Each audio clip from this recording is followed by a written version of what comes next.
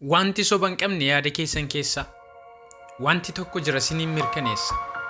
Eeyyee wanta soba hin qabne dhugaa qabatamaa ani cubbamaadha kanan hamatama.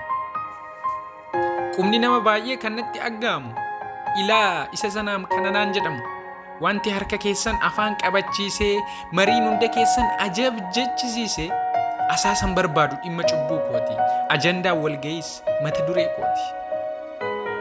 Garuu wanti hin jedhu anuu ija laafne maaliif ija laaftu ol kaasaa dubbadhaa hanga yooma saasu ija lafa jalaan dalga kan na laaltan cubbamaanoo anaa isin maaqaanoftan moo kan koo ol kaaftanii kan ofii dhokfachuuf isin garraamota anaan budaa gochuuf maaliif ija laaftu maaf boquun sin cabe maaf sagaleen keessan ol ka'uu dadhabe baay'ina keessaniin dawoo godhattanii natti maa waa'ee koo maal mari'attanii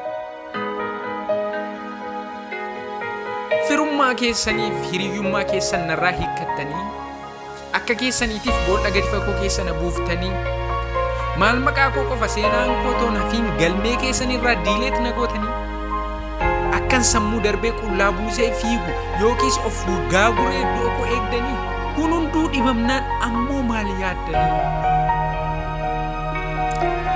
maal asaasni keessan maali mariin dhoksaa yoo na qaluu taates mul'inatti labsaa ani dhimman qabu dhimmi koo dhumaadha akkuma isin jettan ani cubbamaadha du'atu naaf mala kanas an hin haalu garuu wabiin qaba kanaaf lafa laalu inni akka keessan cubbuu koo lakkaa'ee quba natti hin qabu dhagaanarra kaa'ee cubbamaa yoo jettan anaaf hojii kooti qulqulluun koo Yesuus garuu wabii kooti.